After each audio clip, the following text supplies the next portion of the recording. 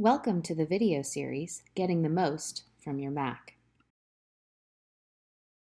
Before we get started, we would like to give you a preview of the foundational skills that we will be using in today's video. If you are unfamiliar with these concepts, we would like to encourage you to pause this video now and access these other videos in our series so that you will find success in what we will be practicing today. If you feel comfortable with these introductory topics, feel free to continue on with this video. In this episode of Getting the Most from Your Mac, we are going to discuss the stoplight buttons that allow us to manage our windows. Today, we are going to demonstrate how you can manage your windows and work with more than one application at a time with your Mac. First, let's identify the stoplight buttons. You will notice that this image is highlighting the three colorful buttons in the upper left corner of a window. For our purposes today, we will refer to them as the spotlight or traffic buttons, as they share similar colors to those seen at a stoplight. These buttons are used to resize and control your windows. The red button to the far left is the close button. By pressing this button, you will close that application window. The yellow button in the middle will minimize or shrink your window. Last, the green button will maximize or expand your window into full screen view. I would like to invite you to examine these buttons on your own. Please pause the video here and check a window on your Mac to locate and identify these buttons. When you are ready, please press play to move forward. Now let's take a look at how we can use these buttons. So let's put this into practice. You'll notice when you look in the upper left corner of any window, you'll see those three stoplight buttons. First one I want to show you is the red Close Window button. By pressing this button, I will close this window. Please note that I have not quit my Chrome application, but merely closed that window. I can note this by looking at my menu bar and seeing that Chrome is still my active app, or by looking down here at my dock and seeing that there is a dot underneath my Chrome app icon. This just means that when I click on this icon, I'll be opening a new window. And by closing this window, I'll lose my place and start over every time I open a new Chrome window. If I take a look at this preview window, you'll notice that again, I have those three traffic light buttons. The middle one, that's yellow, will help me to minimize this window. Watch what happens when I press the button. Notice how it was pulled down here to my dock and is now represented by a small thumbnail icon. I'll do it again with this preview window. Now I've cleared my workspace and I'm now able to go back and open a new window and then access my preview window without having lost my place. So minimize is something that'll help you to multitask between applications. See? Last but not least, we have a green button here to the right. This will help you to expand your window into full screen mode. You'll notice that this now looks a little bit different. I've lost my menus, I've lost my buttons, and my management buttons seem to have disappeared. Don't worry. If I bring my cursor up to the corner of my screen, I will be able to re-access those management buttons. By coming into full screen mode, my Mac is just giving me the maximum view of this particular document. Notice how the minimize button is no longer an option when I'm in full screen mode. Note that when I press the green button a second time, I'll return back to that previous window size, and now the yellow button is live again. Another trick that you can use is to use the escape key in the upper left corner of your keyboard. By pressing the escape key when I'm in full screen mode, I will again return back to my previous size. I would like to invite you to try this on your own. Please pause the video here and practice closing, minimizing, and expanding your windows. When you feel that you've mastered this skill, please press play to continue. Now that you understand what they do, let's take a look at some advanced applications.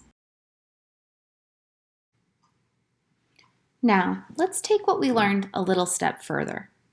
Sometimes when you're working with more than one window, it's hard to toggle back and forth. And when you're working with PDFs especially, you're going to want to work with your documents in full screen mode. Did you know that you could view more than one window at a time in full screen mode? Let's learn how. First, take one window and access that green Expand button. Click on it to enter full screen mode. Next, we're going to want to go back to our desktop to access our other window. To do this, we're going to use our 3-finger swipe. I'm going to take 3 fingers and swipe across my trackpad to go back to my desktop. Watch. Now I can get back to my desktop and access my applications and files or expand existing windows. To do this, I'll simply go to my green Expand button and expand this Chrome window where my document is. Now I can work from here and use my 3-finger swipe to go and check back with my PDF.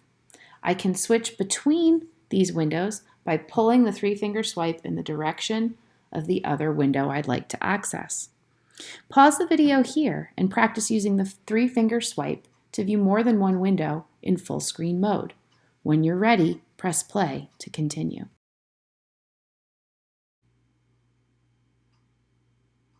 Now, I would like to challenge you to view more than one window in full screen mode.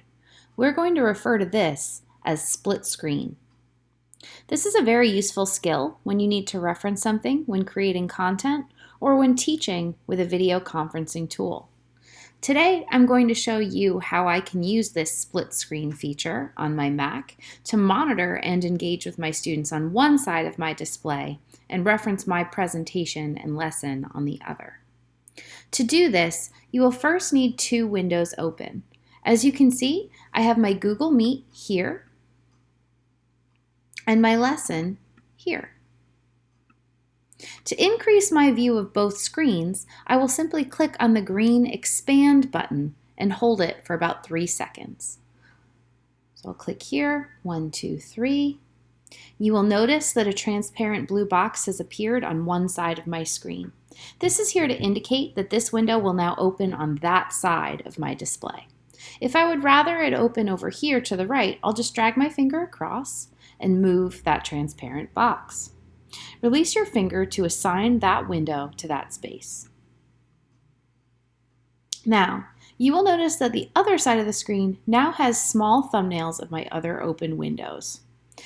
If I click here on my Meet, you'll notice it's now outlined in blue to indicate that that is the window I am selecting.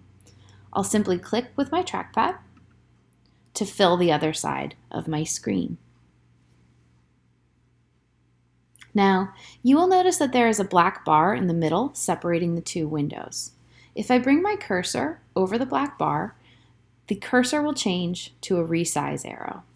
By clicking and holding, I can drag my finger to the left or to the right to increase the size of either side of my screen. To share this presentation with my students, all I need to do is come down to Present Now, select a window, and then click on my Smart Lesson. Once I press Share, my students will be able to view this side of my screen, while I am able to monitor and engage with them on this side. I challenge you to practice this skill on your own in order to improve your ability to multitask with your Mac. Now that you have learned about the Spotlight buttons, I want to encourage you to keep practicing. When you are ready for a challenge, I invite you to check out our next video in the Managing Windows series, Multitasking with Tabs. Don't forget to visit our Digital Tools for Learning website. Choose Apple Tools to see additional videos in the series, How to Get the Most from Your Mac. If you need additional support, reach out to your school's educational technology specialist. Thanks for joining us today, and see you next time.